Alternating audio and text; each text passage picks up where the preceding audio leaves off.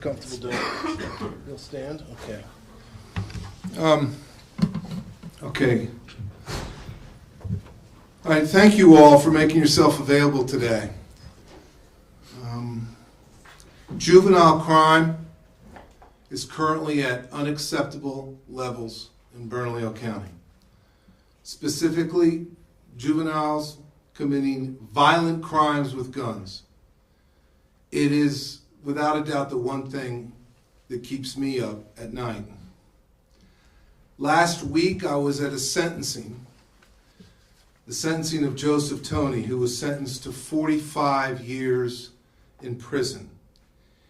He was 15 years old when he killed two young mothers in an attempted armed robbery. There are far too many victims and people who have been killed by juveniles in our community. Those victims of violence committed by juveniles and their families have had their lives destroyed. But also the juvenile's life who committed that crime is likely ruined as well. Let me give you some statistics from my office. I took office last year in January, and since January 1st of last year in 2023 until October 15th of 2024, and it's up on the screens, we've had 1,419 cases, juvenile cases referred to us. We have charged 24 juveniles with homicide. We have 374 cases involving juveniles with a firearm. We have had 48 juveniles charged with armed robbery. We have had 42 juveniles charged with rape. And we've had 65 juveniles charged with shooting at or from a motor vehicle or dwelling. From 2022 to 2023, there was a 57% increase in cases referred to our office that involved kids and guns. And this year alone, we already have 119 felony juvenile cases involving a firearm. Now, when it comes to the Children's Code, and when I say the Children's Code is the juvenile crime laws. The last time the Children's Code was updated was in the previous century. It was before the invention of the iPhone. The last time the Children's Code was updated was over 30 years ago. My office, after seeing these clear trends of escalating violence amongst our youth, and seeing every day how our juvenile criminal justice system is working, took it upon ourselves to do a thorough review of the Children's Code. We have completed that review now and have developed and written a comprehensive rewrite of the Children's Code. I will go into some detail in a moment about our proposed changes. But first, I want to give law enforcement an opportunity to tell you what they're seeing on the streets when it comes to juvenile crime. And law enforcement does an amazing job every single day with limited resources, and they work so hard for this community.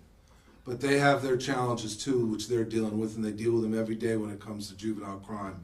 So from the Albuquerque Police Department, Kyle Hartsock. Kyle. Thank you, DA Bregman, for having us here to talk about juvenile crime and specifically firearms with our juveniles. National and local statistics are showing the amount of firearms available to anyone is just increasing since the pandemic, but juveniles is a special category where it has been just increasing nonstop.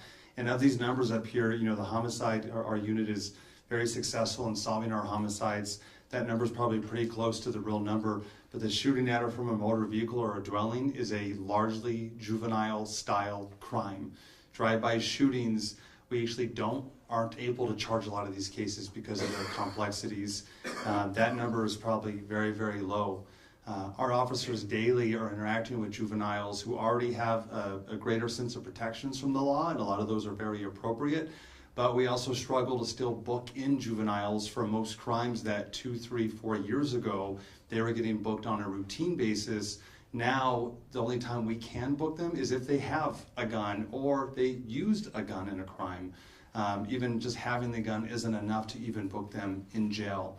The amount of juveniles also involved in auto thefts has skyrocketed for our department.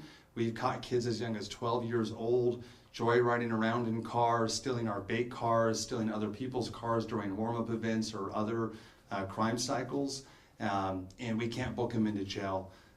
Or the outcome in the court system is much muted compared to what most of, I think, our society thinks is going to happen. So we support and applaud the changes that DA Bregman is trying to make legislatively, and we hope that the juveniles can get the support they need. A lot are coming from really complex family life situations. It's not as easy as just arresting your way out of it necessarily, but at the same time, when they're getting caught by our officers, they're really far gone away from that system. We have to be able to take appropriate, quick action on them to keep the juveniles safe and our society safe. So, thank you. Thank you. Chief Yunus with Bernalillo County Sheriff's Department. Chief. Good morning. My name is David Funes. I'm a Chief Deputy with the Bernalillo County Sheriff's Office, and we are here to support the amendments that the DA's office is requesting to the Children's Code. Not only am I a law enforcement officer, I'm also a father of two teenage sons here in this community. And their perception and the perception of their peers right now is that there are no consequences for crimes committed by juveniles in this community. They see and hear things that are going on, and they ask me oftentimes, Dad, like, hey, this person committed this crime, why are they not in jail? You know, so not seeing that immediate consequence to somebody's action empowers these children to think that they could hurt somebody and get away with it.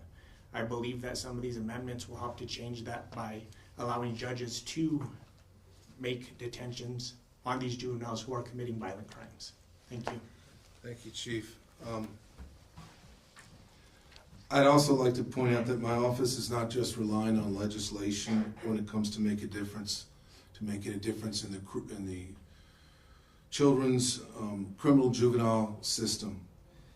We have implemented policies to address kids with guns. And as many of you know, I have been attending school, I've been going to schools, talking to class sizes of everything from 3 people to 1,800 student assemblies, talking about the dangers of gun violence and guns in schools. We have a zero tolerance when it comes to guns in schools. I know we've spoken a lot about that, but we continue to have a zero tolerance policy when it comes to schools. And finally, I want to point out that our office will not even discuss a plea with anybody charged as a juvenile with a gun unless they tell us where the guns came from. We will not even talk about possible pleas. And now a little bit about specifics about what we're asking for. First, let me say this and let me be as emphatic as I possibly can about this. I am not suggesting for 1 second that we need to lock up juveniles and throw away the key. I'm not. I want to be very clear about that. That is not what we're trying to do here. What we're trying to do is build in some consequences when a juvenile first gets in the criminal justice system, so they learn something about you can't violate certain laws and norms. You can't continue that behavior, because right now the consequences are not in the juvenile system until and unless someone dies. And then the child is convicted of first-degree murder and spends the rest of their life in the corrections department. So let me just take you through some examples of how things are going. And I'm going to refer to some of these as case numbers and not names because we are dealing with juveniles. 00198 is the last numbers on that particular one. Just a couple of weeks ago, this was knowingly leaving the scene of an accident with great bodily harm or death. The victim died. That person was sentenced to 2 years probation just a couple of weeks ago as a juvenile. 00115, 14 years old. 14 years old. unlawful carrying of a handgun by a person under the age of 19, negligent use of a deadly weapon. This juvenile shot at a government employee, a water authority employee. The reality of this case is if he had better aim, perhaps someone would have been dead. Yesterday, that person was given probation. And by the way, let me just say what probation means in the juvenile criminal justice system. Now, our office is asking for certain things at every time probation is given, but probation does not even require, on its face, continuing to go to school. It doesn't even require a curfew. That's what probation is in the juvenile justice system. We're asking for those things in our juvenile division, but that is not a requirement right off the bat, and I would respectfully submit it should be. Let me go into some other cases. Mario Lang. Mario Lang was convicted of first-degree murder, sentenced to 57 years. He will have to serve at least 3 decades in prison. His history: when he was 15 years old, he was charged with unlawful carrying of a handgun by a person under the age of 19, resisting an officer. He was arrested again and again. Aggravated battery against a household member, aggravated battery, domestic violence, shooting at or from a motor vehicle. He is now convicted of killing 2 teenage brothers. Jamal Lewis. Jamal Lewis is 26 years old. This year he was charged with second-degree murder. He has a history of 74 prior cases, including many that were juvenile. Case number ending in 01966. He's currently charged with first-degree murder, kidnapping, and armed robbery. His history as a juvenile includes unlawful carrying of a handgun by a person under the age of 19, unlawful carrying of a deadly weapon on school premises, probation. That's what he received for those. Case number ending in 02142.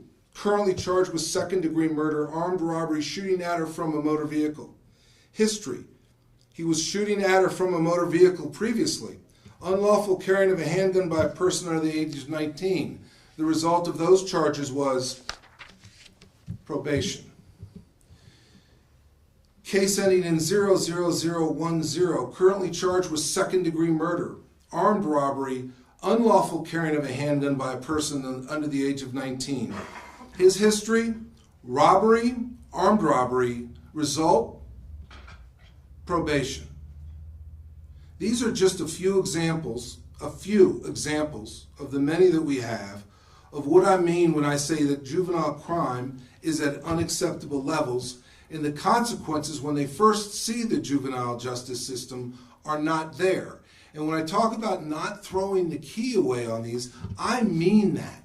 I mean early on, let's give them the chance to get on the right path and be productive citizens, because if we don't give them consequences early on, we end up with juveniles who are sentenced for decades in the corrections department. We're not doing any service to the victims families of these horrific crimes, and we're not doing any service to the juveniles themselves when they first enter the juvenile justice system.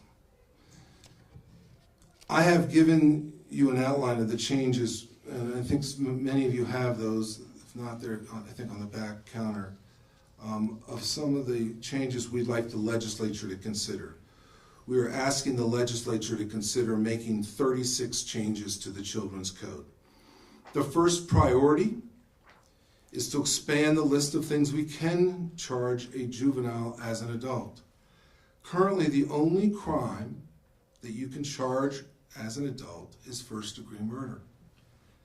We want to expand that to include second-degree murder, voluntary manslaughter, rape, shooting at or from a motor vehicle causing great bodily harm or death.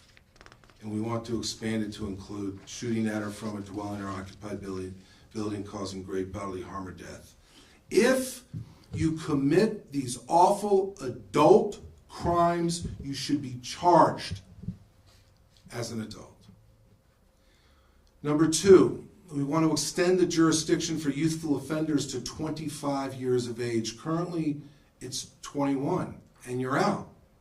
So currently, if you commit second-degree murder at the age of 17, 5 days short of your 18th birthday, for example, and you end up getting convicted of that, but it's delayed because they took a little bit of time, law enforcement took a little time of figuring out who you were, then you're actually go to trial at the age of 21 and you're convicted, what's the penalty? You're out.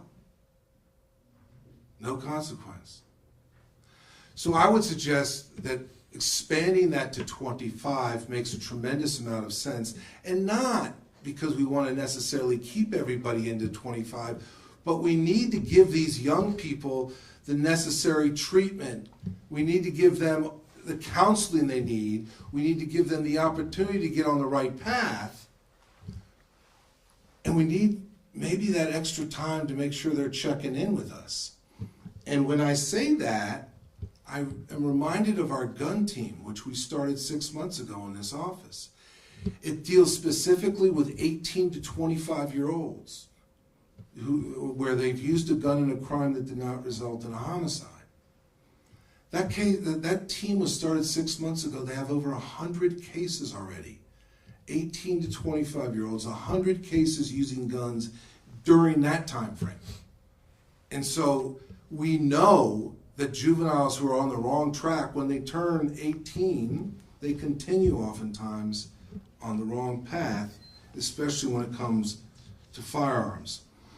Third, I would like to see we allow juvenile records to be used during conditions of release hearing without having to obtain an order to unseal. And specifically what I mean about that is oftentimes there's PDMs now when we're dealing, and by the way, we file pretrial detention motions in the adult system on people that we believe are a threat and problem for the safety of the community. And that's why we file those. We don't file those willy-nilly. We file ones that we really absolutely believe are going to cause a problem, and there's no conditions of release that can guarantee the safety of the community. But shouldn't the judge who's making that decision on that 25-year-old about a violent crime he's accused of committing, shouldn't the judge know about his violent juvenile past? It makes common sense that they should be able to weigh that and have all the information in front of them before they make that very big decision on whether or not to let that person out pending trial. And it gives a sense of consistency where every time those records are available for a judge to consider. We want to remove the detention risk assessment, similar, and that is similar to the Arnold tool. When the police officers go out and arrest somebody, a juvenile, because they think they are obviously needing to be arrested because of the crime they committed, and they take them down to the D home. And the D home, I understand the challenges they face, and this is not criticism of them, but they use a risk assessment tool to determine whether or not the person was out or not. And when the commander was just talking about, well, sometimes they don't book them, sometimes they do. Here's the deal. I say that if a police officer determines that that person needs to be arrested at the time, they need to be booked into the D home, and within 24 hours or so, a judge needs to hear and use and determine whether or not that person should be detained pending adjudication of the charges. That is an important option, but right now we have it a tool, if you will, just a risk assessment, rather than letting a judge make that determination, and rather than letting a cop at the initial part, who knows what's going on, who specifically has firsthand knowledge of that, make the decision on whether or not that juvenile is held for at least a day until a judge can hear that. Let the judges use common sense. We've already had the Supreme Court talk to us about that when it comes to detention hearings at the adult level. Let judges make that decision whether or not they think that child should be back out or stay detained pending the charges. 5, remove the requirement for prosecutors to file a petition only after consulting with juvenile probation services. Probation services are overwhelmed like everybody else, but right now the way the code is written is the juvenile probation officers have to basically take a look at it and then refer it to us. If a juvenile is arrested for a serious felony, we should be able to start that so that we ensure swift and sure prosecution of that case right away. We shouldn't be having to wait, and it's not necessarily JPO's fault or the juvenile probation officer's fault. It's just that it may take some time to get caught up with everything. And I would respectfully submit that our office is ready to do swift and sure prosecution at every opportunity we get. Number 6, it is currently against the law if you're under 19 years old to have possession of a handgun. Makes sense to me. But it is not against the law if you're 16 years old to have an assault rifle. That doesn't make any sense to me. If it should be against the law to have a handgun if you're under 19, it should be against the law to have an assault rifle as well. And I also would suggest to you that we should change the penalty for having a handgun under the age of 19 from a misdemeanor to a 4th-degree felony. Other issues that we want to the legislature to consider, and I'm just going to highlight a few more, and then I'll answer some questions. When you're 18, you're an adult under the eyes of the law. You're an adult. We've made that decision as a society, as a community, that when you're 18, you're an adult. Well, I don't believe that adults should be housed with juveniles. I don't think an 18 or 19-year-old accused of murder should be with a 14-year-old incarcerated in the juvenile detention center. That doesn't make any sense to me. Nothing good can come from that. So I would suggest to you that when someone turns 18, they should be housed in an adult facility, and on their 18th birthday, that transfer needs to be made. We need to remove number 18 on that list of 36 I gave you. We need to remove special masters from conducting detention hearings. I believe judges need to be making those decisions. And then finally, number 36, it's basically what I call a secrecy law. We need to have more transparency when it comes to what's going on in our children's court. It's not there. I mean, we all know I'm referring to things by case numbers. That's fine. But at the same time, we have a specific law that says a governmental agency can't even put up on a website what's going on when it comes to juveniles. And I don't think that's a correct thing, and I think we should absolutely remove the entirety of that secrecy law. The general public has a right to know what's going on in their courts in this community, and I think this law prohibits that. We're also not talking about kids stealing bubble gum or something like that, and I don't want to see kids' futures ruined because they got picked up on a charge of a small petty shoplifting case. That's not what I'm talking about here. I'm talking about violent crimes that have been committed, and the public has the right to know about that. Let me say a couple more things. This can't be done by the DA's office alone. It can't be done by the legislature alone. It cannot be done by the judiciary. This takes an entire community, including parents and family members, to make a difference in these young people's lives. We all have to come together as a community and as a state, if you will, on making a difference when it comes to juvenile crime. I don't have to tell you, but I've learned something in that policy we have about not entering into pleas unless they tell us where the guns came from. A third of them have told us where the guns are coming from, and a third of them tell us they're getting them off the app at Telegram. They're all going on social media, taking pictures with guns, and then they're sending out a message going, anybody need a strap or something along those lines. And then they end up selling a handgun within 2 to 3 hours later on the streets of Albuquerque. Young people, 15 years old, 14 years old. I have talked with too many victims of having their loved ones lost, having their high school child lost due to gun violence by other juveniles. This is, in my mind, getting a handle on this juvenile criminal code and getting some changes in it and changing the way we do business in our children's criminal justice system is the single number one priority we can do when it comes to crime in our legislature in the upcoming 60-day session. I truly believe that. I believe if we don't want to keep sending kids away to prison for murder. Let's do something about it early on. Let's get them the help we need. Let's get them the resources we need so they can get on the right path. With that, I myself will answer any questions, and I'm sure these guys will as well. So if there are any questions, I'm happy to answer them. Yes? So I guess the first question is, we got a 60-day session coming up. Do you think this is something lawmakers can get done and are willing to get done? I think it is essential that we, listen, I can tell you this is what we see as being very, very important. The legislators have a hard job. They get a lot of different information from a lot of different people. But this is the session to do it. It's 60 days. It's the longest session we have.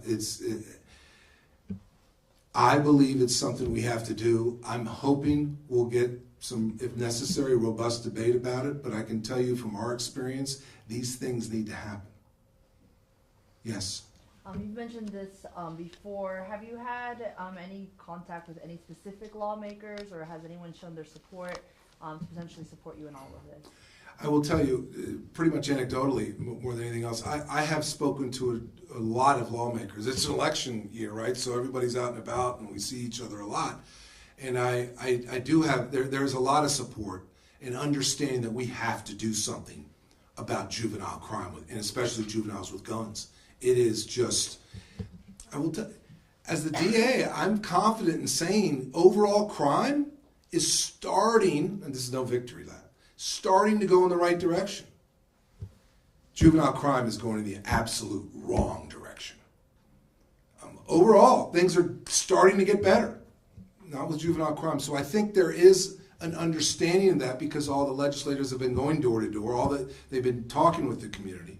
I personally handled the complete rewrite of the bill to the speaker yesterday. I think in concept, I mean, the devil's always in the detail, right? But I think in concept, he's very supportive of the idea that we need to do something about it. I think I haven't heard one legislator say, no, let's leave the children's code the way it is, it's working. Because it's not working.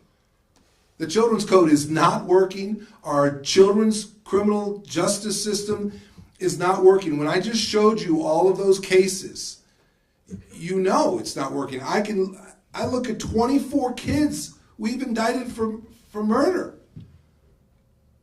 It's not working. So we do need to change. And I'm open to any ideas. I'm open to discuss any of these issues with any of the legislators, and I plan on doing that with all of them. So, any other questions? Yes, sir. You mentioned resources that could be offered to juvenile youth that go through certain, or that commit certain crimes. What type of resources could they be facing or be offered? Well, one thing that comes to mind right off the bat is we have 3 total juvenile detention centers in the state right now. That's it. Bernalillo County is one of them. We take juveniles from other places as well. They've had a difficult time hiring people. Staffing of juvenile detention centers has been a challenge, and I think we need to continue to work on that. I think we need to continue to be better coordinated when it comes to resources and taking care of folks, juveniles who get in trouble. I will tell you that everybody is understaffed, and I hear it from time to time. I mean, the juvenile probation office, I'm sure they're understaffed as well. This state's got a lot of money right now, and it's time to put it to use where it actually helps people. And there's nothing that helps people more than making it a safer place. Yes, sir.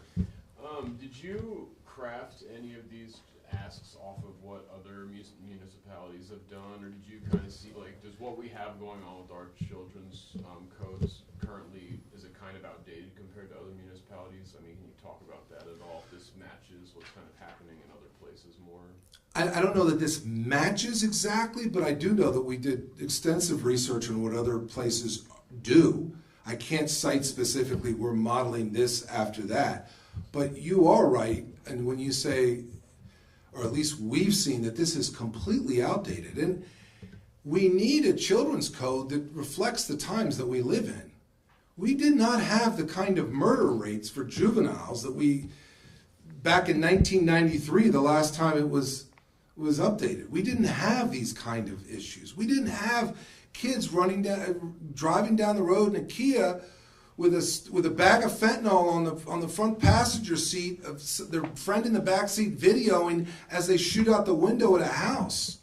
I mean, like I said, the iPhone wasn't even invented the last time this was updated. So we've got to come into the times, and this is something that's really important. And if look, I'm going to keep grinding. I'm not going to complain one way or the other. I don't complain about judges. I don't complain about the legislature. We just grind. We do what we can under the rules that we have, the laws that we have. But these are things that'll help.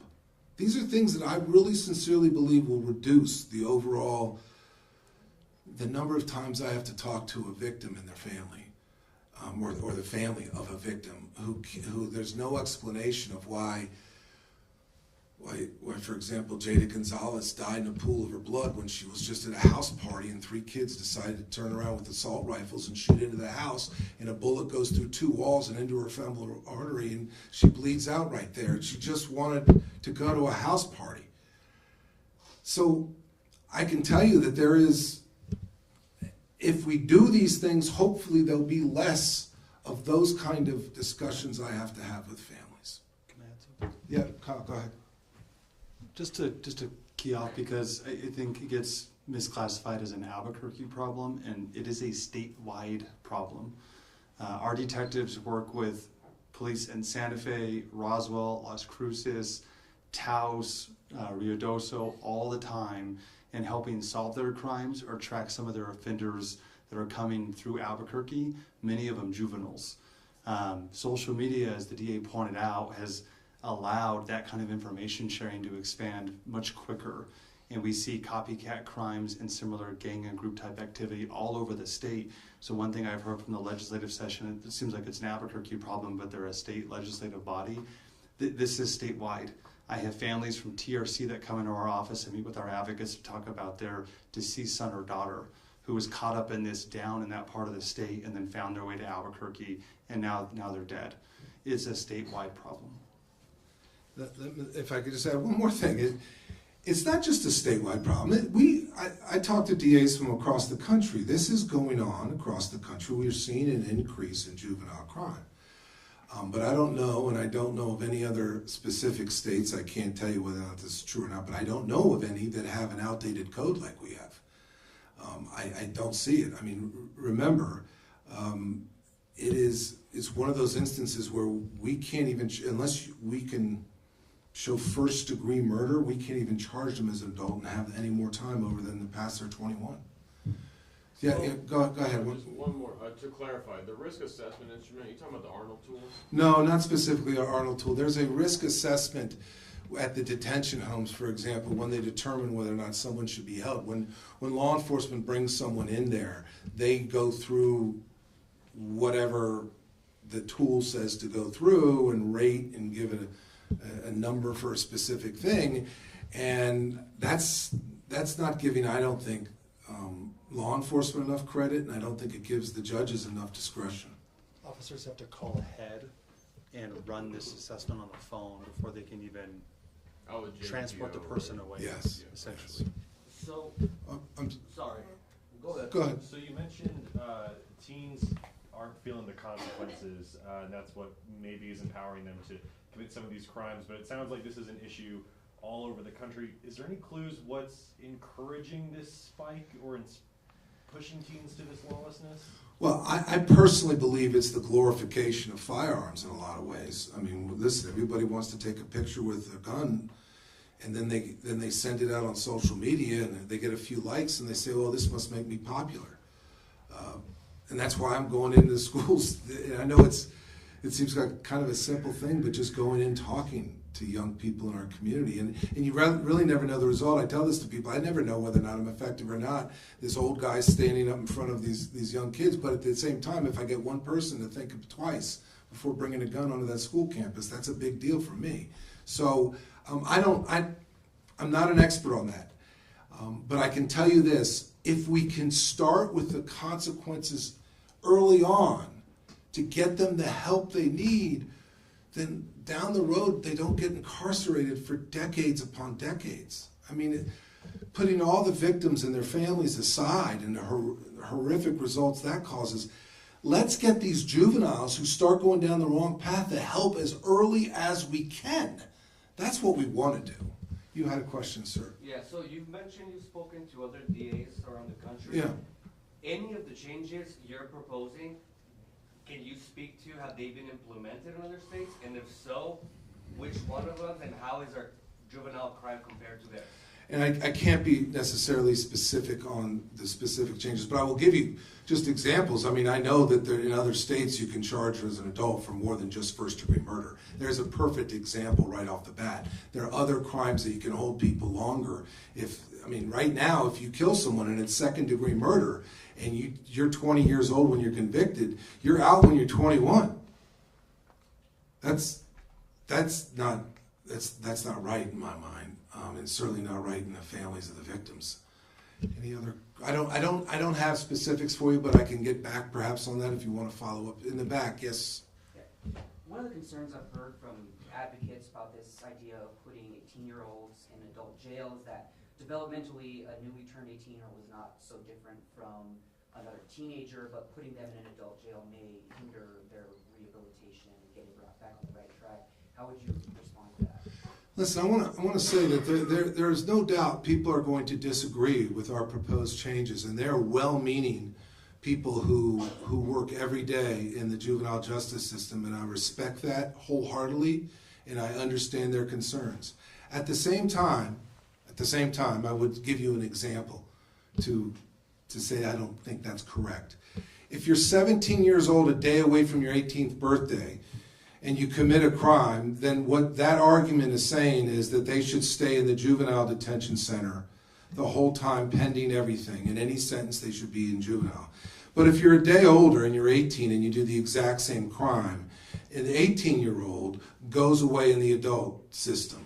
And we have made that decision as a society that when you turn 18, that's the magic number that you are now looked upon as an adult under the eyes of the law. And I don't see the difference between a 17-year-old, 364 days old, and an 18-year-old who commit the exact same crime. I just don't. And I will tell you that I also am very concerned, just as I understand the concern for the development of the 17-year-old who's now turned 18, I also have great concern for the 14 and 15-year-olds and the 13-year-olds that they're detained with. And I have concerns about their development just as much. So, yes, sir. You just mentioned that this is a team effort between agencies and the community. Any straight word for them? So any advice for our community, for our parents in this topic specific? Well, I can tell you just overall, I mentioned this the other day when we had, unfortunately, another child bring a gun to school. Parents, know what's in your kid's backpack. Know what's in their backpack. Know what's in their cars when they're driving them to school. I mean, you're a parent. I was a parent. I understand kids make bad decisions. Every kid makes a bad decision. But when you put a gun in that mix of a bad decision, people die, unfortunately. And so I would just encourage parents to be the parent that I know you all are, and that is confront your child about what's in their car, what's in their backpack. Those are little things. Know what they're doing on social media.